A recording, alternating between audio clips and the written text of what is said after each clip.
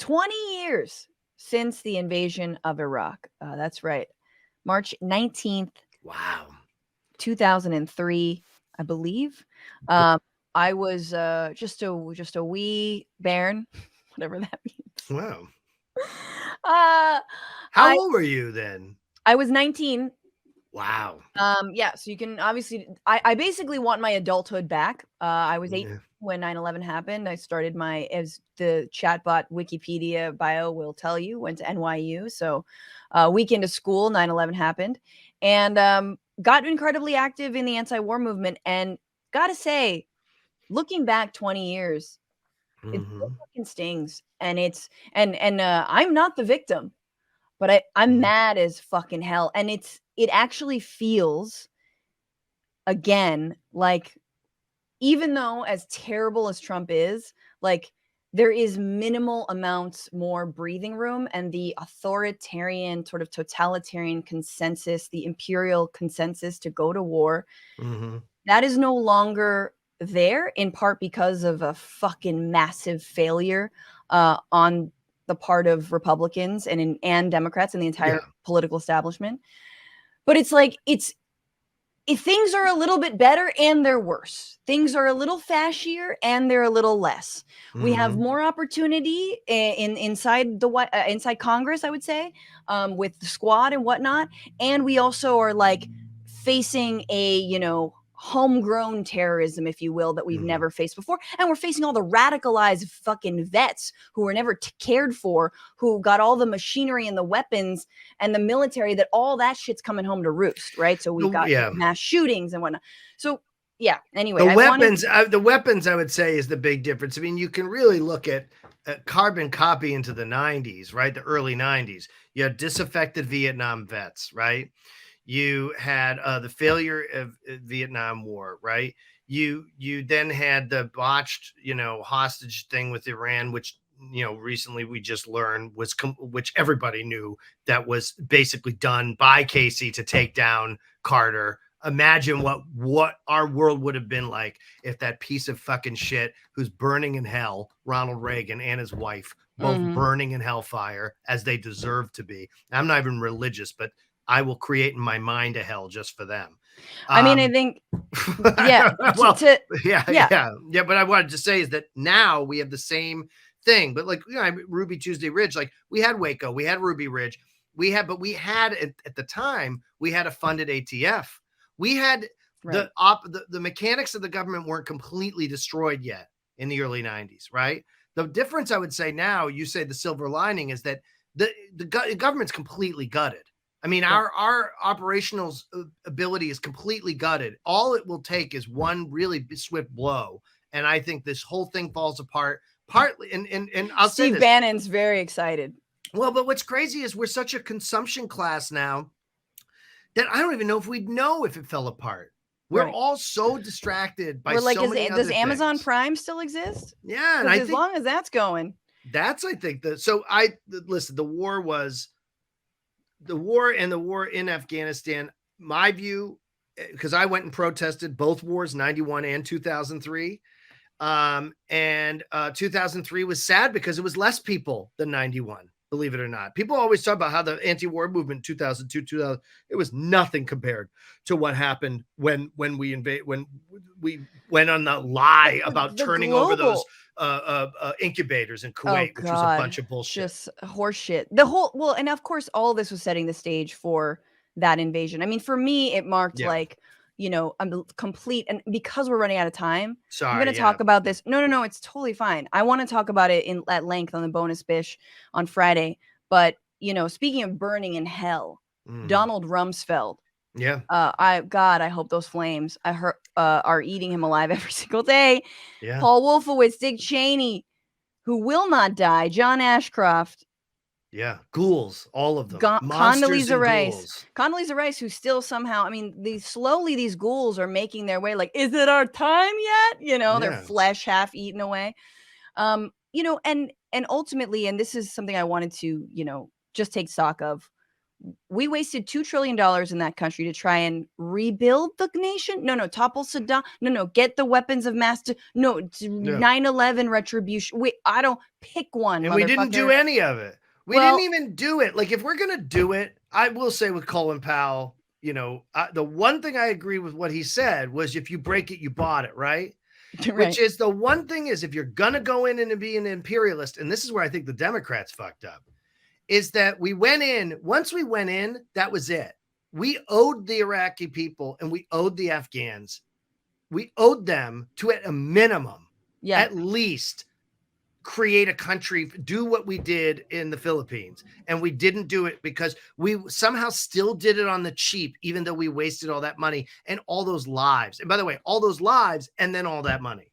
Exactly. But the reason is that that was never the point, right? The point was always to enrich weapons contractors, to enrich Halliburton, to enrich oil companies.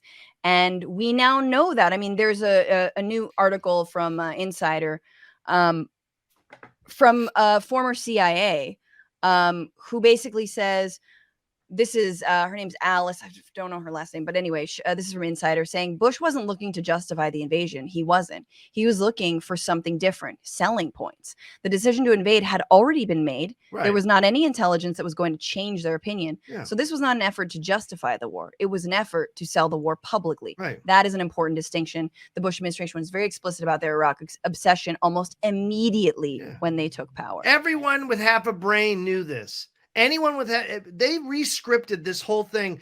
And you have pundits. By the way, we talk about Condoleezza Rice. How about all the ghouls that are on every major news network who reinforced this lie? Because anyone who was aware, okay, and I'll say, Chris Matthews, with all his problems and all this, before he even got on board, there was a period prior where he was trying to co-opt Donahue's thing because he pushed Donahue off the air. And I talked to Phil Donahue about this, that MSNBC pulled Donahue off the air because he was doing real anti-war, not the faux anti-war talking points that Matthews wanted to do, and then eventually turn everyone into agreeing with this invasion. Anybody knew that essentially it was like when you're in a cab and you realize that the cabbie is either going to the wrong place or going a weird way to your house, and they're about to charge you like $50, $60 for a ride that should cost $10. Yes. That's how it felt.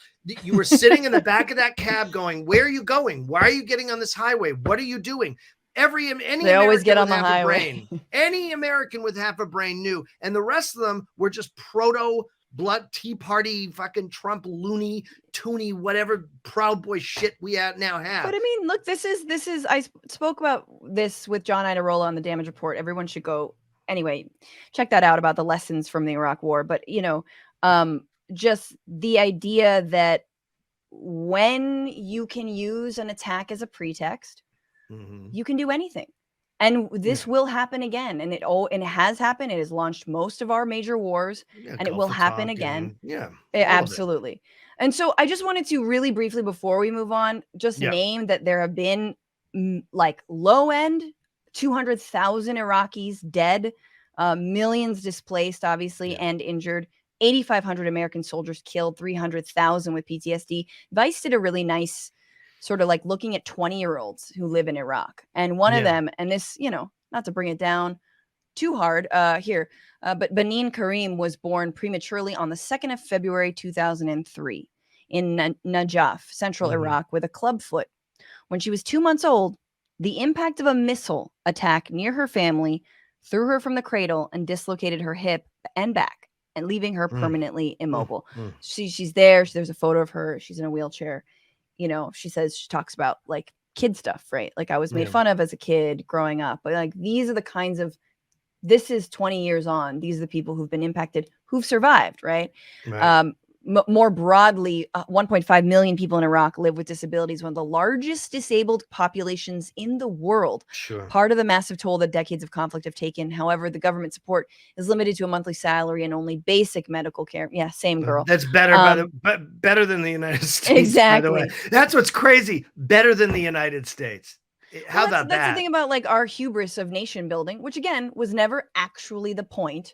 But like there's hospitals that sit empty in Afghanistan. This is my favorite about Afghanistan. One of the stories about waste. And the whole thing is fucked, Anthony. You know why? Because they didn't have the electrical system correct for like the Middle East, for Central Asia, like for Afghanistan. It's like they had the wrong They didn't have the right converter plug. Yeah, they didn't have the right converter. Yeah. Because nobody cared. Because it wasn't about that. Yeah. It was about getting rich. And so, you know, the Times, you know, for all the bullshit that they did, has a couple good stories out today, talking about, you know, the bleak economic future for people who are in Iraq. Electricity is still bad. There's not enough money to make ends meet. And also the government corruption is rooted in a system of sectarian ethnic distribution of power that the United States pressed Iraq to put into place after Mr. Hussein fell. Transparency International ranks Iraq 157th among the 180 countries. Every mistake that could have been made was made. They listened to the wrong people. They had Chalabi in there. People forget the scam artists and all the scammers. You know, we talk about Trump. It's like this kind of scamming shit has been going on. And this is the sad truth of it, is we want to believe there's a design. Like we want to believe there's a design. There's no design. This is just egotistical people who are up their own ass. Some of them who do have decent intelligence, but their intelligence is limited not to emotional intelligence, but to digestion of information. And we have all these people with no emotional intelligence, no capacity, uninspiring people without leadership skills who made these decisions in the worst possible ways to basically make a buck. To make a buck, and all of this has to do with natural gas. It's still, listen, I'm Ukrainian of descent, so like, I don't care whether I sound like an imperialist simp or whatever Caitlin Johnson called me. Putin is still worse, and Russia is still worse than we are. They still are. They might not be that far off, but they're still worse. And what they did in Ukraine is unforgivable. I don't care what we did in 24. I don't give a shit. What they did is unfucking forgivable, but it's still a war for gas.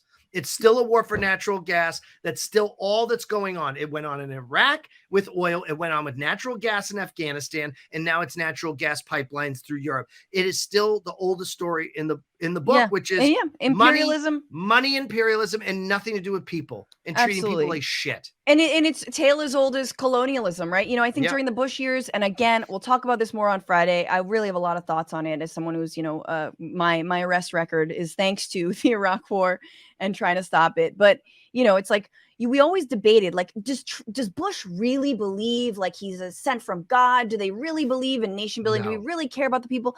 You know, and it's like, no, this is the same thing with colonialism, man. It was like, okay, so we're going to send in some missionaries, but really we want free labor and natural resources. And we don't care who dies and how much genocide has to happen. What's going on, Frantifa? If you haven't already, subscribe to this channel right now. Hit that button. And also, you can become a patron and support the show every single week. Get access to bonus episodes and exclusive merchandise. Patreon.com/Bitchuation Room. Do it.